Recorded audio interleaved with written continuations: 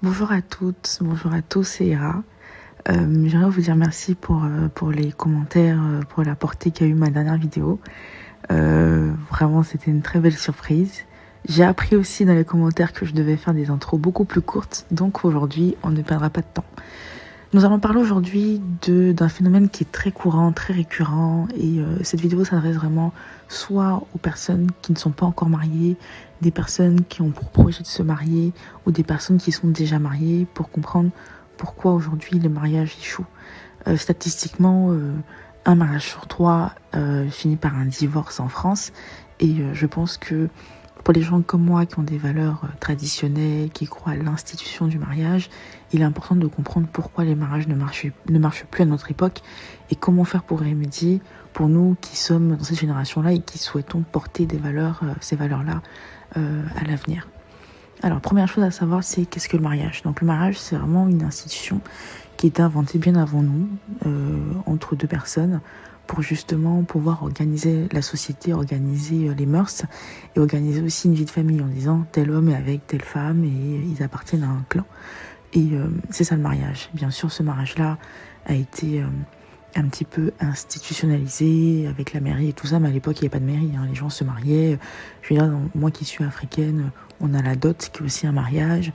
Il y a le mariage religieux, le mariage civil, voilà. Tout ça pour dire que le mariage, c'est vraiment la reconnaissance d'une union entre deux personnes qui ne font qu'un et qui appartiennent au même clan. Donc le mariage est censé normalement nous épanouir, nous enrichir, nous permettre de nous élever dans la société parce qu'on passe d'un individu unique à deux individus. Donc comme on dit, seul on va vite, à deux on va plus loin. Et donc on est censé être plus fort ensemble. Fort de constater que malheureusement cette promesse-là n'est plus tenue de nos jours. Et donc on va essayer de comprendre pourquoi. Alors, première chose, le mariage est-il une convention dépassée? Alors pour certains, oui, c'est quelque chose de dépassé, de désuète, qui ne sert plus à grand-chose, qui est d'une autre époque, pour des personnes qui estiment que la liberté, le mariage limite la liberté des individus, parce que dans le mariage, on se doit une certaine fidélité, un certain cadre, et dans ce cas-là, trouve cela obsolète. Dans un monde occidental où la famille traditionnelle a été complètement détruite, il faut le dire. Le modèle traditionnel, en tout cas, a été détruit en cours de destruction. Le mariage ne peut qu'être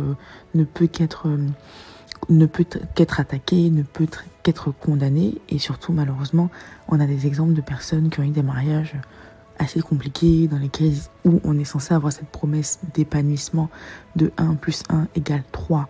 C'est-à-dire que les individus se multiplient. On vient avec notre bagage et l'autre vient avec son bagage, on fait quelque chose de plus grand que nous. Cette promesse-là n'a pas été tenue par certaines personnes. Dans certains couples, au contraire, il y en a qui sont sortis de ces mariages-là ou qui ont subi des mariages toute leur vie. Et c'est toutes ces choses-là qui certes sont bien, qu'il est important de dénoncer, mais à côté de ça, ce sont des choses qui ont aussi conduit à la destruction du mariage, avec cette vision du mariage comme emprisonnement de la liberté. Alors, je vais pas rentrer là-dedans parce que ça serait trop long. Mais voilà. Aujourd'hui, voilà, c'est le mariage pour certains quelque chose de dépassé. Moi, c'est quelque chose que je ne partage pas. Bien au contraire, pour moi, le mariage, c'est censé être beau. C'est censé être beau, c'est censé être un accomplissement, mais à certaines conditions. Et donc, on va arriver à pourquoi les mariages échouent. Selon moi, la grande raison pour laquelle les mariages échouent de nos jours, c'est parce que les gens ne se marient que par amour. C'est simple, on rencontre quelqu'un, on l'aime, on se marie. Avant le mariage, c'était, ou même dans d'autres cultures, chez nous en Afrique par exemple, le mariage c'est une union entre deux familles. Il y a des engagements, c'est pas juste un engagement que vous prenez avec un tiers. Vous prenez des engagements devant le père d'une femme, vous prenez des engagements devant la mère d'une femme, vous prenez des engagements devant sa famille tout entière. Vous prenez des engagements envers vos parents, envers vos oncles, envers vos frères. Vous prenez des engagements envers votre nom que vous transmettez à une autre femme. Et ça a de la valeur. Pour les gens pour qui ça a de la valeur, je peux vous assurer que un divorce n'est pas synonyme de je vais juste chez le notaire, chez mon avocat, on signe un divorce et on voit ce qui se passe et après je fais ma petite dépression et je vais rencontrer quelqu'un de mieux. Pas du tout. Vous avez des comptes à rendre, non seulement à votre famille, à votre époux, à vos enfants, à votre entourage. Et pour même ceux qui ont fait des mariages religieux, il y a aussi des comptes à rendre à l'institution à laquelle vous croyez, à laquelle vous vous soumettez. C'est sûr que si vous ne croyez en rien et qu'il n'y a rien de sacré dans votre vie, déjà votre mariage ne sera pas sacré pour vous. Aujourd'hui, la raison principale pour laquelle les gens ne se marient plus, divorcent plutôt, c'est parce que tout simplement ils se marient que par amour. L'amour, ça va, ça vient. Il y a des hauts, il y a des bas, il y a des hauts, il y a des bas.